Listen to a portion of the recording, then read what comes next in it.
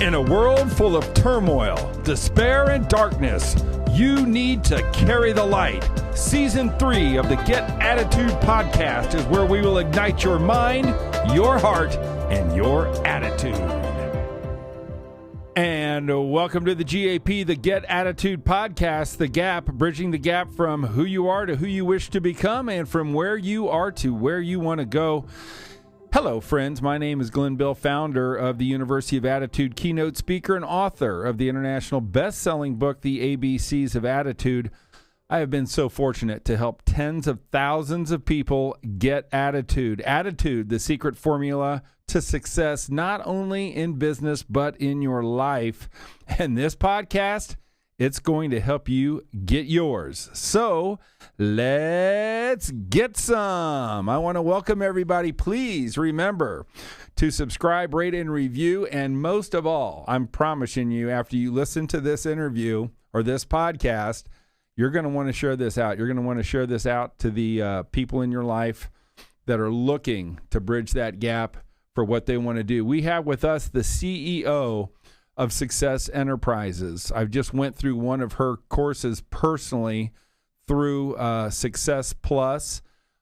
She's an awesome mentor. She's a professional development leader, could be a personal development leader, no doubt, and a sales strategist, not to mention podcaster, author, speaker. She is interviewing some of the biggest names in the country. And man, oh man, are we happy to have the one and only Amy Somerville on the Get Attitude podcast. Amy, welcome to The Gap. Thank you so much, Glenn. I love the energy already. All right. Change in attitude. You start with a positive attitude. I love it. There's something about state change, and we're not here for a boring show. We're here to deliver energy, and we're here to deliver love to the people that are listening to this podcast. Amy, we always love to start our podcast to try to understand what is your definition of attitude? Attitude. I think if I were coming up with a definition here on the spot, it would be the mindset that drives action and behavior. I love it. I think certainly it is. I guess I'm visualizing almost a string, right? And it's the emotion that sets everything in outline and pulls you into focus. Oh, I love it. That's so good. That's so good. When you think about your attitude, how would you define your attitude? I would love to say that I'm an optimistic, positive person every minute of the day. That's not exactly my real world. And certainly stress plays a part, anxiety plays a part, imposter syndrome is a real thing. I think that happens to all of us at different points of our life, but I definitely try to start my day. It's going to sound a little strange. I actually have family in town and came downstairs in visit this morning and they said, "Are you doing coffee with the dogs?" Yes. I do something. I kick off my day every day with coffee with the dogs, and it's just like it sounds. I have a Great Dane on one side and a sheepdog on the other and a cup of coffee, and we talk about our gratitudes. We run through all the things that we're thankful for, and it really sets the attitude and the right mindset for the day of just appreciation and love and fullness and wanting to provide contribution. So that's how I start my day.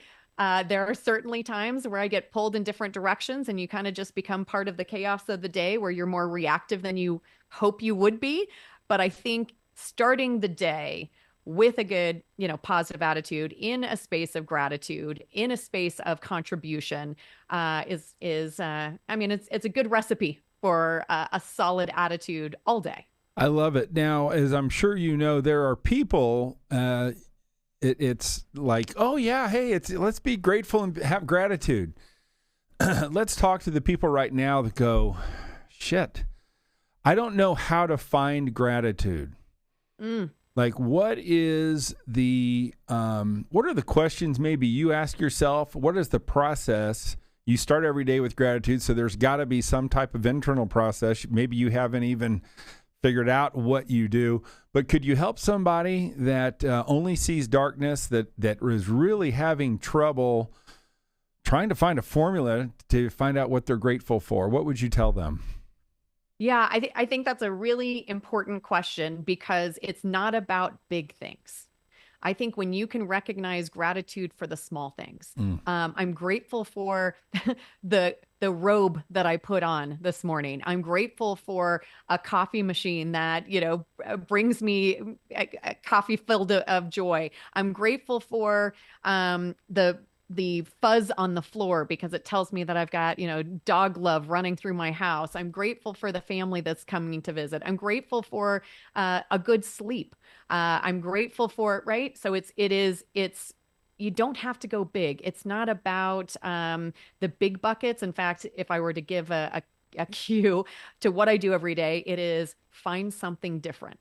I don't want, I don't want to cover gratitudes that are the same every single day. Awesome. Right? It's not a speech. It's not a necessarily a repeated prayer. It is challenging myself to recognize something that I'm grateful for that I didn't recognize yesterday or the day before or the day before that. And so that does drive you to think about the small things. Yeah, that's powerful and so good. Thank you for that. That's awesome.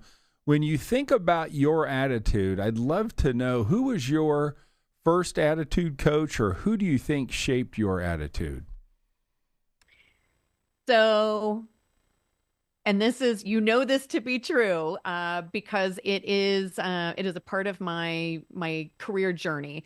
But I would absolutely say Success Magazine was my attitude coach. Wow. And part of that, the opportunity in taking the role that I'm in right now was, oh my goodness, did I manifest this? Right? This was part of my gratitude. This was part of my focus and my in my attitude. But in a space where, frankly, I wasn't sure that I had a great connection with potential mentors of my life. I sought mentorship through content, and that has been a common thread my entire life, I would say, is I'm a learning-based individual. I like seeking opportunities where I can expand my mind. I can stay in curiosity. I can learn and gather things in a space that I, probably wouldn't otherwise have access to in content. So for me, Success Magazine was that mentor. Cool. And mindset coach. The greats. Tony Robbins, Mel Robbins, John Maxwell. I kind of go back to the Jim Rohn. I go back to the founders of personal growth and professional development, or development in general. And gosh, I never really heard people talking the way that I was reading in Success Magazine. And it was my coach. It was my mentor. Absolutely, for sure. That's so cool. And we want to certainly recommend whoever's listening to this right now, Success Magazine, Success Plus, Success, all the different things that Success offers for content. Jump onto success.com, order your subscription, go in there. There are, I think, over 880 tools to help you with mindset, to help you with money, to help you with the future of work, to help you with business. There's just so much. But let me ask this. Before you started reading Success, who do you think affected your attitude the most? I think probably it would go back to my father. Oh, good. Hard driving individual, success driven individual, and I aspired to be the same. What did he do? I'll be vulnerable enough though to share with you that the mindset and the attitude, for me as a kid growing up was a little bit more difficult. Is my father, technical genius, I'll say education, intelligence, just kind of general, quote unquote smart, was in my DNA, but it skipped me. Right. I had a learning disability and some other challenges coming up, and it made me doubt. Right. It made me doubt, what will I actually be able to accomplish in life? Do I have what it takes? Am I smart enough? Am I enough in general? So having mentors, we'll say in my family, who had come before me, shown me incredible success, and knowing it was just harder for me to, I had to work a little bit harder. I'll say a lot bit harder, and change the dialogue of the conversation I was having with self, which was, you know, putting myself down or judging or questioning whether or not I had the ability or the opportunities as, as easily as other people might be afforded those opportunities, was a negative mindset. Flipping that and changing that and saying, well, I get to create it, right? I get to create my destiny. This doesn't define me. This won't define me, and it won't keep me from great accomplishment. Yeah, that's so true for, when I ask that question, usually we get mom or dad, and I try to tell people sometimes our first attitude coach, our parents, sometimes that's not a positive thing. Maybe sometimes it's a negative thing. But the fact of the challenges that you've come from, certainly there are people that are listening to us right now that may be giving themselves the same excuse, that may have the exact same problems that you had. What was your self-talk? When did you realize, I think I got a problem, or things aren't right, or things are tougher on me? And then what was it deep down in your gut, in your heart, or in your mind, or in your soul that said, I'm pushing through this and I'm going to make things happen? What would you tell that person out there that's going through the same thing, that didn't have that shift or didn't bridge the gap as you did? What would you tell them? Yeah. Great question. So, clear as day memories, right? You have those line in the sand memories of, I could have gone one direction, and I'm lucky that I went the right path. And I think about it a lot at this point, where I've got preteens and teenagers that I'm raising in my own household, and thinking where I was when I was them and what I was thinking about, and wanting to be a good role model and mentor for them. But, as a kid, like I said, my father, genius, easy, super smart. My younger sister, same way. I don't know if this happened in your school, but in elementary school, teachers would identify probably by fifth grade those kids who had a special gift, right? And actually, back then, they called it gifted, right? They identify if a child is gifted, and they get to go into different curriculum and courses with each other, and segmented from the general pop, right? The general population as being and identified as special, and they had special opportunities. And by fifth grade, I hadn't been identified. By second grade, my younger sister had. And so I recall in middle school, asking my mom, I'm watching all of my friends that I came up with, my sister, they all could share these experiences of, oh, we did this special field trip, or we had a speaker come in and talk to us about these things. And it was just, I wanted to be part of that group with my friends in this extended opportunity. And so I begged my mom to get me tested. And in my head, right, at that point was, I'm sure I just got accidentally skipped over, right? I had moved schools. I'm sure that it was just, they just kind of missed the opportunity. Never in my mind at that point, it was a birthright, right? Did I think that I wasn't going to qualify or be in that gifted group? And so did the testing, IQ testing, and whatever else it was. And I remember my mom picking me up early from school. And, I thought, what's the deal? What's going on? And she took me to my favorite place for lunch, and she had a gift. And so sit down, we have lunch, and she says, well, I brought you here because I wanted to tell you something, and she hates that I've told this story before, because she's like, oh my gosh, in retrospect, that was the worst possible way to handle this. So we kind of joke about it, but it was a line in the sand moment.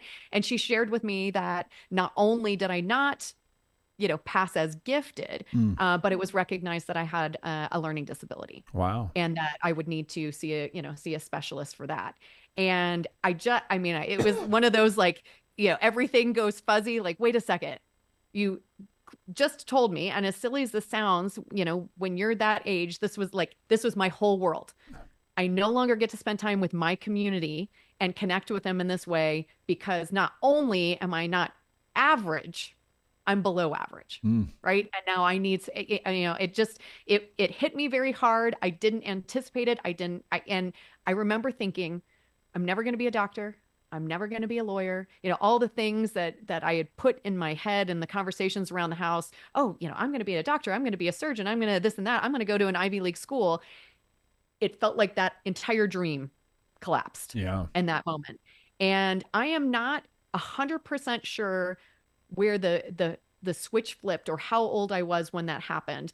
I recognized that I had to do special training. I recognized that I had to study harder. I recognized that I had to do, my exams verbally and in a separate room, some of those kind of special support systems. And I'm not exactly sure, but I can tell you that I recently wrote an article about it, a CEO letter about it, because it still impacts me in an interesting way. I had somebody who knew me in, we'll say middle school, high school, reach out through LinkedIn recently.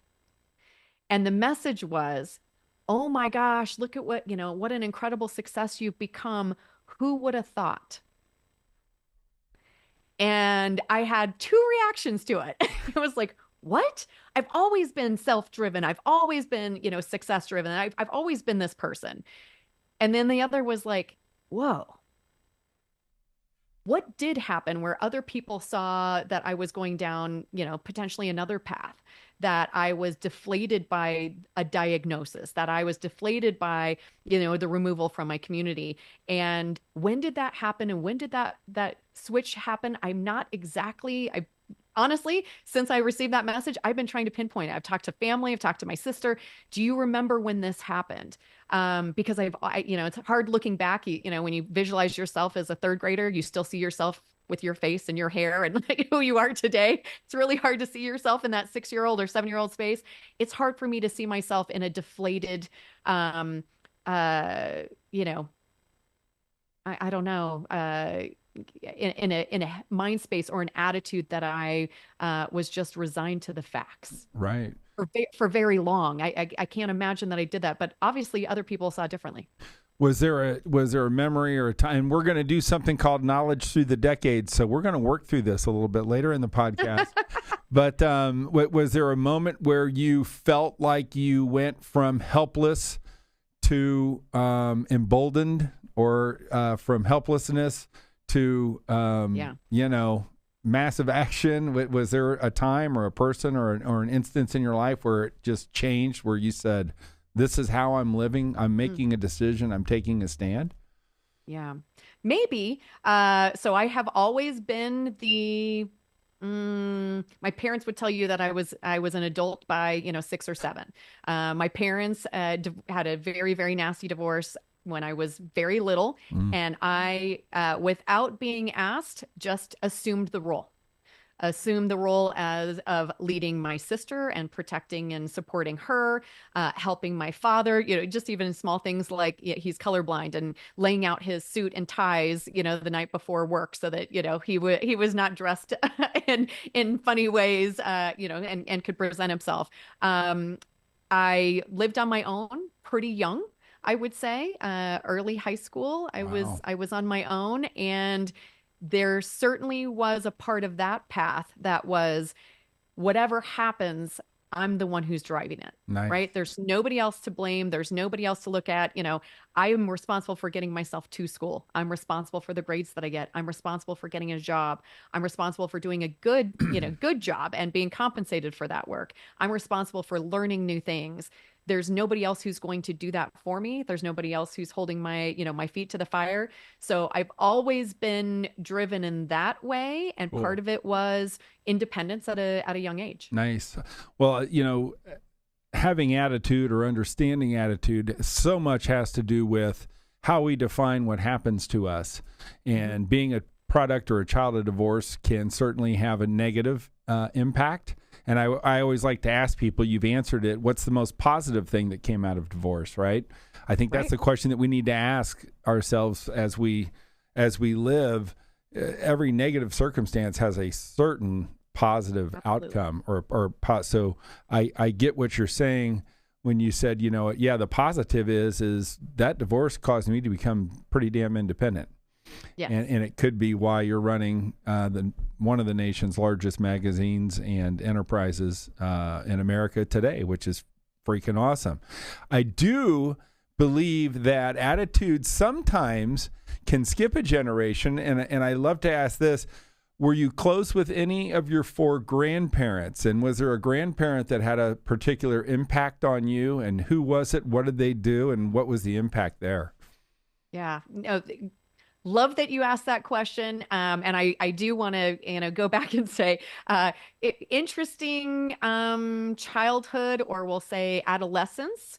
Not your normal, usual, average experience, but I'm very close with all of my family. Cool. My father was visiting up until a couple of days ago. My mother's come, my mother and my sister are here. I am lucky enough to have had unbelievably close relationships with my grandparents. I have grandparents who are 91 and 93 Wow. who are coming over this week. Oh. And I see them on a regular basis. They're incredible people, incredible leaders, great open mindset. And I am certainly blessed to be able to have a family that, we get to tell stories and hear stories and learn a little bit more of our history. And then my grandparents on the other side, I would have told you that for at least 10 years of my adulthood, my grandmother was my best friend. Wow. And just incredible and tough as nails and an unbelievable leader. And, didn't let the small things bother her, I would say. But she was a leader of her family.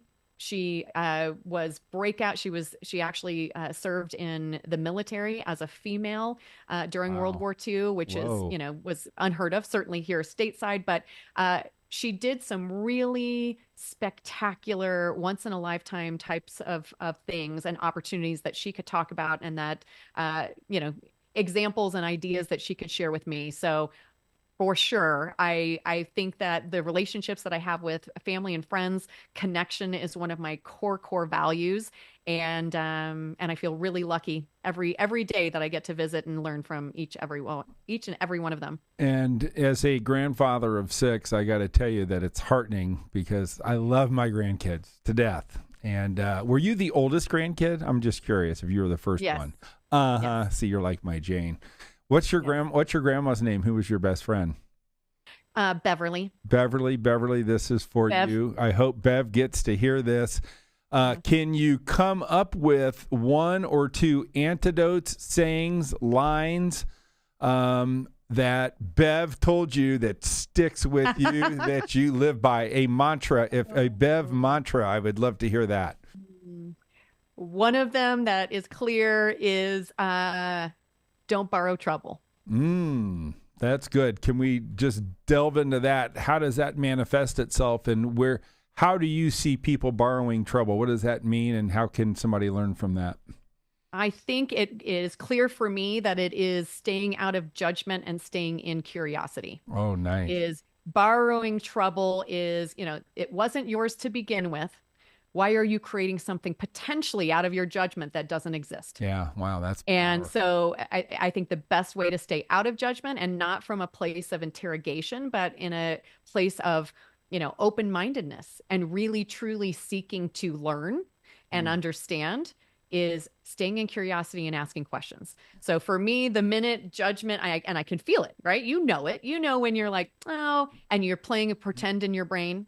Well, I'm sure that this is what happened, blah, blah, blah. And you create this narrative and these dialogues that are not necessarily true. Mm-hmm. When I find myself in that space, there are some narratives that you can roll through in your brain that are helpful, right?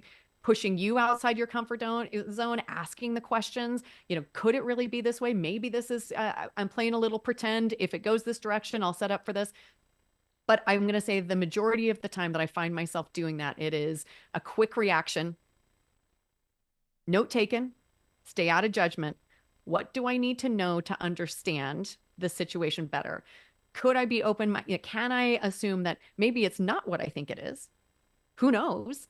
If I dig a little bit deeper, is something else going to reveal itself that is not as problematic? Or again, don't borrow trouble. It's not yours to begin with. Don't create it out of thin air. And that comes from, immediate judgment. I would say. I love it, gappers. And so probably what you're learning about Amy and what I love about her is she speaks in questions. And so stop, rewind, and write down.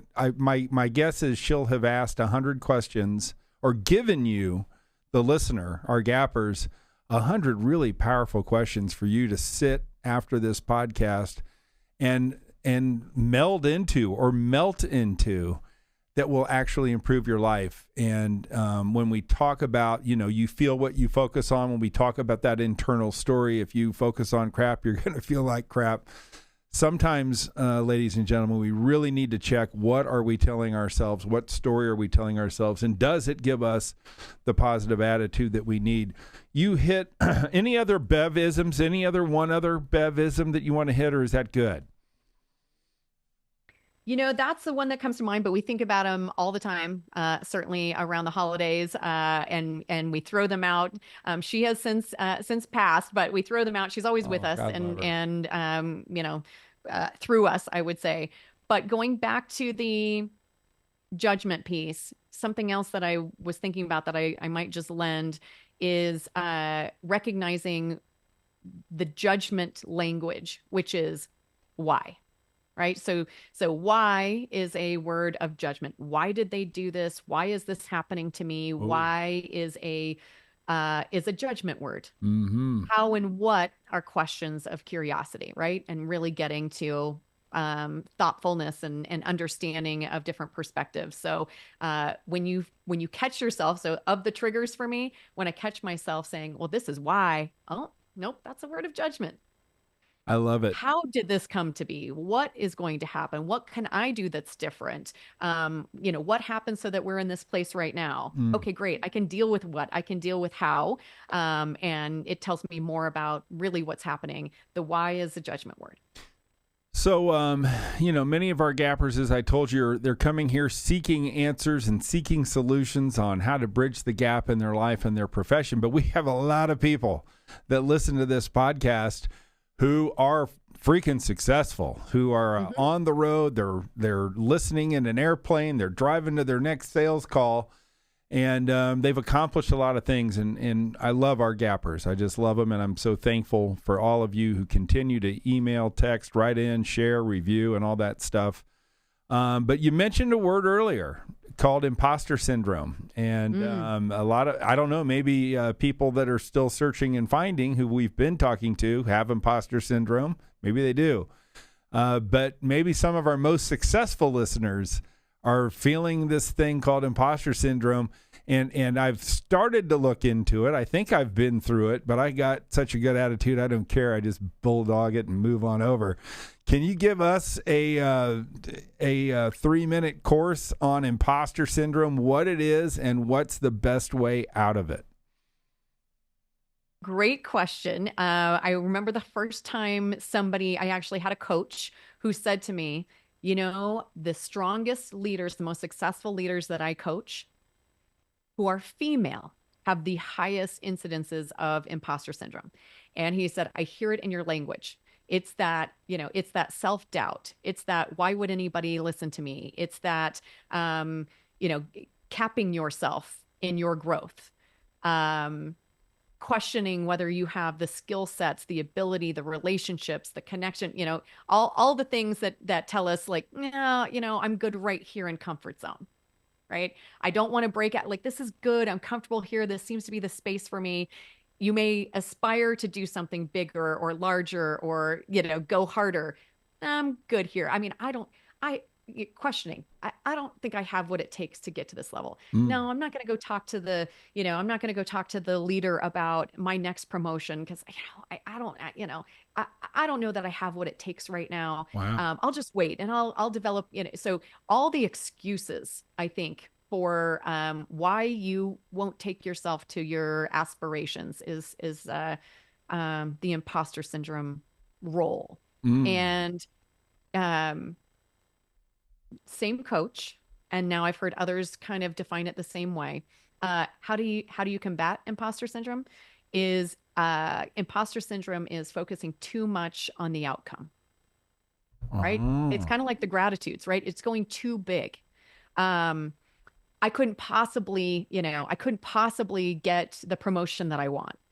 Well, focus on the processes that will, right? So when you're focused a little more narrowly, focused on the processes and not the outcome, it helps you pull out of I hate to say this, but the selfish nature of the end product and really focus on the building blocks and perfecting the building blocks. And then the outcome just happens. So battling imposter syndrome, stay in the process, stay in the specifics, stay in the area that you can control with the vision of where you want to end up with the outcome, but letting the outcome drive it, or measuring the outcome every single day is the recipe for disaster. So that was really the advice good. given to me. And when I find myself in that space of insecurity, of self-doubt, like, oh, you're focusing up here. This is not where you need to be focused. Focus down here, right? Man. If this is where you want to be, and this is intimidating to you, what are the building blocks to get there? And focus here. Just start ticking those things off with excellence, and you'll reach your outcome. So that was awesome. That helped me. I know. I mean, it helped me big time. That's really, really good. Thank you, Amy. That's very insightful. And thanks for paying for all the coaches and giving us all the advice for free today on the Get I Attitude was just give a nod to both John Cheplack and Ed Milet. Right? Oh, good. Yeah. Very. You've ascended. You've been interviewing some of the most influential, impactful people. I think you said you actually just interviewed Mel Robbins. Maybe I'd love to know, and I know you love them all, but if we had to, maybe top 3, top 5. Where you went in and you're like, I can't believe I'm actually interviewing this person. What's that like? And can you just give us a couple, 3 or 4 people who you said, man, yeah, these are the biggest interviews I had, and tell us a little bit about the attitude lesson they gave you after you interviewed them.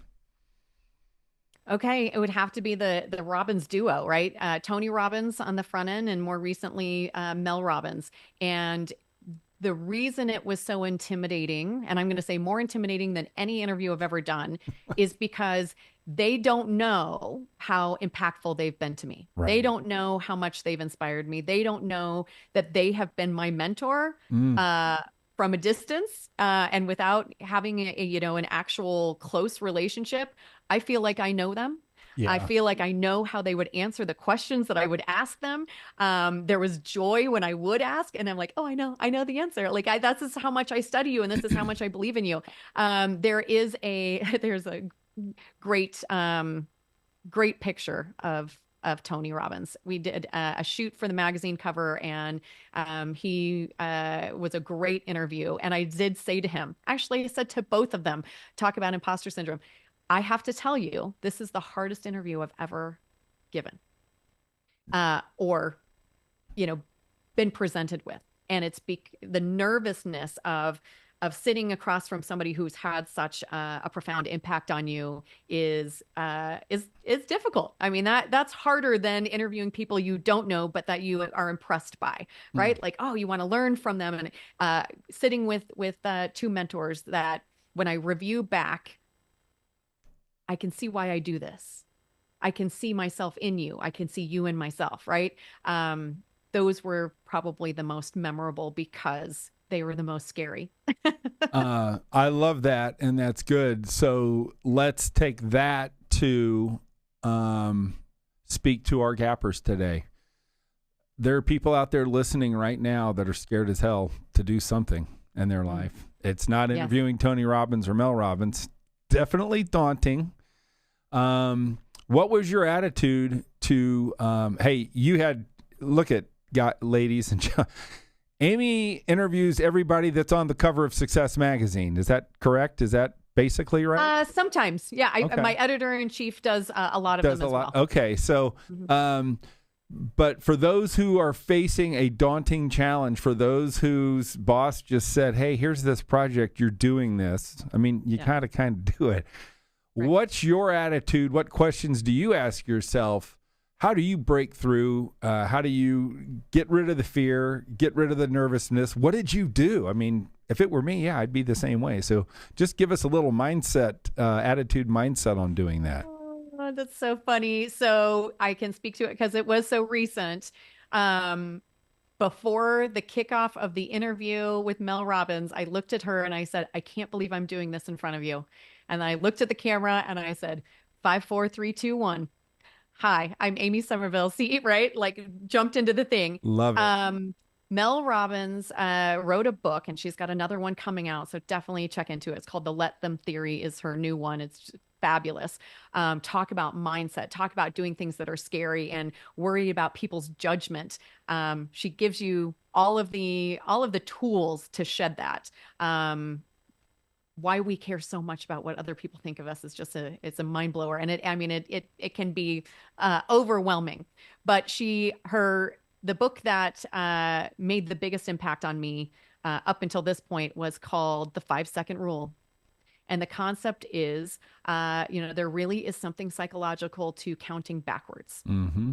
Right? You say 1, 2, 3. I'm going to jump at 1, 2, 3. 1, 2, 3. 4, 5, 6. You can talk yourself out of that. But studying the effectiveness of rocket ships and the countdown. Right. And then the action. There is something to this, to the psyche of counting backwards, hitting 1, and then tying it to an immediate action. Yeah. That drives results and gets you kind of out of that fear factor. And she talks about, things, it's like the internal snooze button, right? I'm going to deal with that later. That's so intimidating. I'm not going to do that today or, whatever. I'll just snooze for right now. But even like the real deal snooze button, right? The alarm goes off and you snooze for a little bit. Well, I don't really have to, my hair looks pretty good. I don't need to spend a little extra time on that. I got 20 more minutes I can lay about, negotiate with yourself around the fear instead of dealing with it and tying an action to it. One of my biggest fears has always been public speaking. And I have had unbelievable leaders around me. Never had public speaking training or anything, but leaders around me who have said, oh, you just, practice makes perfect. You just keep doing it and it's just going to get easier and easier and easier. And I will be honest with you, it never has. It has never become easier for me. I still panic. Sick stomach, the complete blackouts, all of that happens. Still happens after all of these years of public speaking. And there I am interviewing Mel Robbins, public speaking. And the tool that I used was the countdown backwards, 5, 4, 3, 2, 1. Right? I bet she loved that. I mean, that's so. I can't believe I'm doing this. Yeah, that's just awesome that you would do that. I'm sure that had to mean so much to her.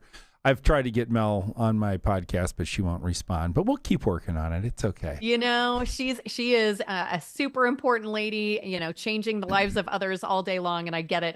I got to see it in impact.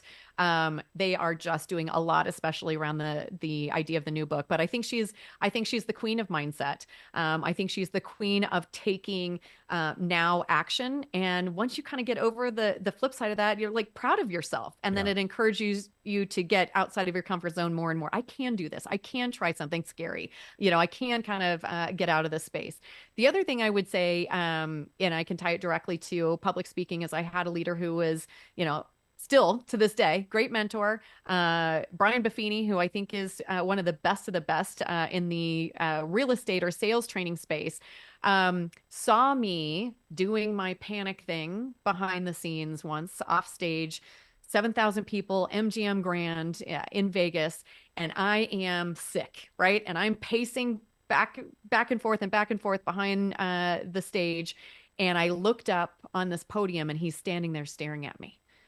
And I'm like, you don't want people that you respect to see you in your space of the most weakness and just awfulness. And I said, oh gosh, I'm sorry that you had to see that. And he said, I've seen that you do this before, and don't be sorry. And he said, the reason that you have this anxiety is because you care. Because you care about the impact. You care about what you're about to share. You care about the connection. The minute that you are not feeling stress or anxiety or afraid of something, you should just stop doing it. There you go. Right. And so now when, of the things that feel scary, like I ask myself the question, does this feel scary because I really am dedicated to the impact, to the outcome, to the connection, to the value provide. And if it is, jump all in. 5, 4, 3, 2, 1. Right. I love it. Yeah, I've always heard say thank you. Instead of Yes. just say thank you, thank yourself, thank you for being there. Yes. So I have limited time with you. We're going to do this thing that I've coined called knowledge through the decades. And I do this with every single guest. And it's something that I love doing. And so what I want to do is walk through your life in each decade. And I want you to tell me the attitude lesson of being 10, 20, 30. I don't know if you're over 40 or not. But we always start with childbirth. Now I know have children. You probably don't remember being born, but when you think of the attitude lesson of childbirth or of new beginnings or of being born, what do you think the attitude lesson is in that? All right. So you asking me to go to the decade of 0 to 10, or are you asking me when I had children myself? Yeah, I'm asking you, what was the attitude lesson? Yeah, because sometimes that's easier. People are like, I don't know what the hell you're saying. So yeah, you can think about what was the lesson it meant to create life. I mean, for you, like when you had them, or what does it mean to you? What's the attitude lesson in new beginnings or the beginning of life? Oh gosh, blessings. Right? How blessed are we in this life?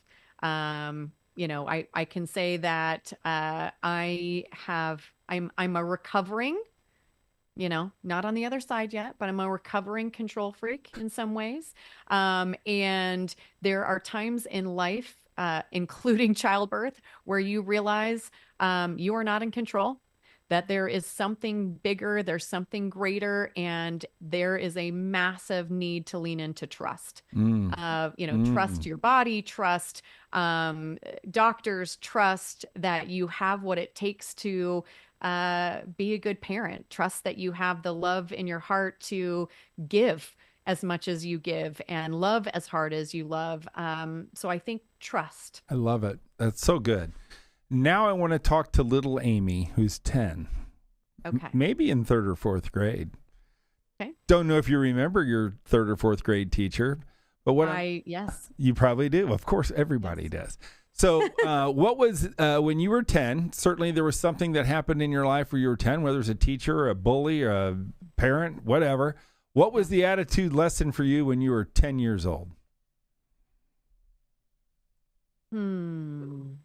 I think by 10, it was the power of relationships and support system, right? Is you don't need to do this all on your own. You can lean on others. Cool. Relationships, friendship. That's a very grown-up answer. And as you said, your parents said you were grown up when you were 6. So that doesn't surprise me. Yeah. But gappers hear her when she says, you're not alone in this. And this is coming from a woman that's doing some pretty amazing things. So I just want you to breathe that in and figure out who in your life can you lean on, can you support, and who can you trust, which got back to another ones. Now let's talk about Amy at 20. Love to have known her. Where were you at 20, and what was your attitude lesson? What was going on with you? Oh my gosh. I don't know if I even want to share 20. I was very much enjoying life and freedom. I had met who would be my future husband, and he was my best friend. Cool. And I had faith that was going to be the case. Met him, and it was one of those like, yep. I told people I'm going to know this man for the rest of my life. And I didn't mean it even in that kind of way. And I remember friends and family going, oh my gosh, you've lost it. I'm like, no. I mean, in some capacity, this person is my soulmate. I'm supposed to be connected to this person. Wow. And we've been together married 21, together 28. So known him basically since I was a teenager. So 20, the lesson I learned at 20 is, I'm going to say it started shifting into hard work, right? And commitment is that like, oh gosh, maybe my grades aren't exactly what I want them to be. Can I continue the party and still bump along? nope, there's a point in life where you recognize that if you want to achieve your goals, you have to change the way that you do things. And, I was that kid in college who, in group projects, always, wanted to do the spearhead, would handle, even the weakest link if that was kind of dropped off, take on, extra responsibilities. So I think the value of hard work. Well, I think that answer's boring. And I think the real attitude lesson is soulmates and true love do exist. So for all my romantic gappers out there, although her answer was good, believe if there is a person in your life that is truly your soulmate, and I found mine in 6th grade. I've been married for 37 years. Oh, congrats. It really can happen. Those of you who are out there looking for love, she just told you. So I agree. The hard work and the commitment, that's all good. But the love story there, come on. It's a pretty good love story. That's pretty. What's his name? And I would say, it is for me, the secret sauce. I imagine it's the same for you. I married my best friend. Yeah. So there's not anybody I would want to do all the things in life with, tell all the stories to, the experiences, share all the vulnerable moments and emotions with. He's my best friend. I love it. My wife and I, this is just funny. And so I totally get it because a lot of people say that. And I'm like, we never tell each other we're their best friends because I'm like, there's stuff I do with you that I would not want to do with my best friend. So let's just leave it at that and we'll move on. Okay. So let's talk about Amy at 30. What was going on in your life? Where were you? And what was your attitude lesson at 30? So at 30, I'm still proving myself in my leadership. And I have one child, one baby, and I realize I have to drop the attitude of everything needs to be perfect. Right. I love it. Right. So I think that's probably the first time I experienced burnout was certainly in my 30s, and probably more than once, where I was comfortable with my drive in leadership, less comfortable in my role as a mother, trying to be perfect at all things, and running into a wall. So I will say that if there's an attitude and an approach that was the biggest learning lesson of my life in my 30s, it was accepting myself as a real person, giving myself grace. And on top of that, I probably learned this lesson 3 or 4 times and ignored it. Vulnerability is a superpower. Yeah. And not having to wear the armor of I'm perfect, I can handle it, no emotion, don't ever let them see you sweat, took me to burnout. Yeah. And it also taught the people that were coming up underneath me that was my expectation, and that's not great leadership. So vulnerability is a superpower, is what I learned in 30s. A la Brene Brown, correct? A la Brene, yeah, absolutely. There you go. Absolutely. And at that point, you were big time up in the Remax C-level people. Yes, huge. I mean, huge deal at 30, which is crazy. Are you 40 yet?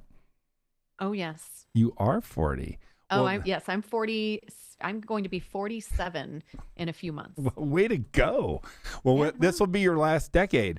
So 7 years ago, what was going on with you? Where were you? What was your attitude lesson at 40? At 40, I think self-love. Right. So from vulnerability to focusing on, I can't give from an empty cup. Yeah. So taking care of myself physically, emotionally, mentally, spiritually, with who I decided to surround myself with. Protecting my energy became a big deal in my 40s. I feel like accomplishing, and by accomplishment, I mean helping others grow into a space of success that they aspired to. I feel like that's my purpose. That's why I was put on this planet on that leadership side of things, was really connecting with the team that I was and franchise owners and agents and people that I was so lucky to serve, very much in a role as a servant leader and helping others recognize things in themselves, helping elevate them, helping support them, giving them some direction to reach their next hill, if you will. And that was what was fulfilling, right? Like to me, that was success. Was right, like you get to see that impact and celebrate with others, but also clarity around being with people who strip the energy. Yeah. That don't see the benefit in certain things, are on selfish missions and saying, you know what, I don't need, life is too short to spend time with people who are energy suckers. And I want energy givers. I want collaboration, and relationship is everything. Right. So focused on the things that I was valuing, including self-care. I love it. Ladies and gentlemen, we are talking with Amy Somerville, the CEO of Success Enterprises. And as one of your students, you did just that for me. We did a 8-week course together. She was our facilitator at Success Plus.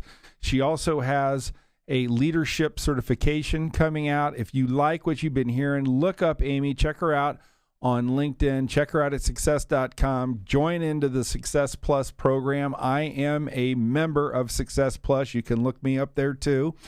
And thank you for walking through your life with us. I hope you felt like that was a fun exercise. It was super fun, and what a great timing of exercises in a place of gratitude. I am certainly one of those people who would say that I don't have any regrets. Right. Good. My life has been exactly in my mind as it was supposed to be, to play out so that I am where I am today. And I am so incredibly grateful. We have one last thing that we always want our guests to do is to speak to that person walking on the beach, to speak to that person who may be sitting in their car during the holidays, who's all alone, who's going through a divorce, that just lost a job, whatever. There are people out there hurting. There are people out there that listen to this podcast to get a message of hope. And if it's okay with you, I'd love you to just think about those people who are listening to your words. Could you give us your attitude message of hope to finish our podcast? Okay. First of all, I hear you. I can relate. I can connect, I can empathize, I can put myself in your shoes. I can tell you that coming into this position as CEO of Success, and you see these incredible celebrities a lot of people know on the cover of Success magazine, one of the big things for me as the CEO coming into this organization was they weren't born that way, right? This is not the ivory tower. They just walked in. They were born to be Tony Robbins. They were born to be Damon John. The idea was to kind of peel back the layers and reveal the stories behind the stories, right? I was on a shoot not too long ago where a gal with the video production crew, and I was telling her the vision and where we were moving with Success Intention. And she said, "Oh, I get it. It's like you see the glory, but you don't know the story." Ooh, that's which good. I thought, I know. I wrote it on my dry erase board, and now I say it as many times as I can. Write that one down. I'm doing it. It's really easy to sit in self-loathing, in pain, in doubt of self when you're comparing yourself to others and only seeing what you want to see. We all have the stories. Tony Robbins was living in his car and had mail delivered to a local 7-Eleven.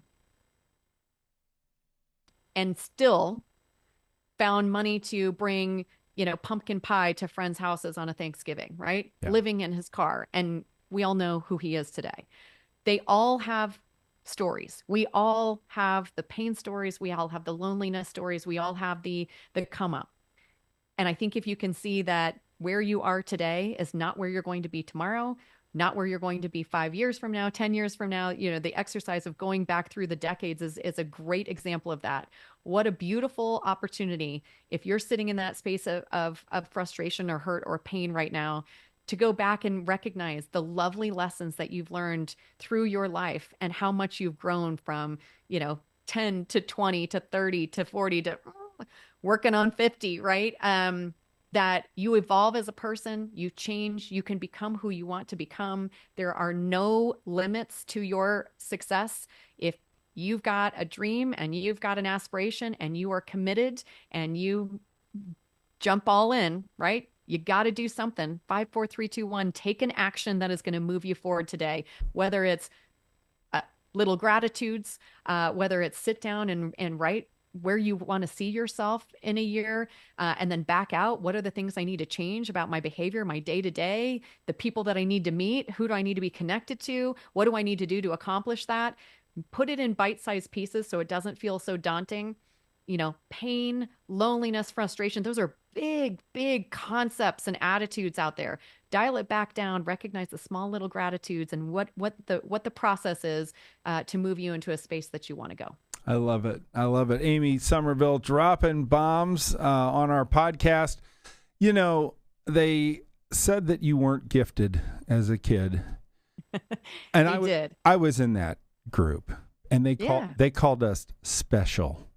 Yes. So I'd rather be special than gifted anyway. But right. But I will tell you, Amy, they were wrong. You were a gift. You were a gift to everybody who is listening to this podcast right now. You are a gift. You are special, and we were honored to have you. Thank you so much. Please follow Amy Somerville. Please go to success.com. Change your life now. They have all the tools that you need. This is Glenn Bill on the Get Attitude podcast, and we will see you on our next episode.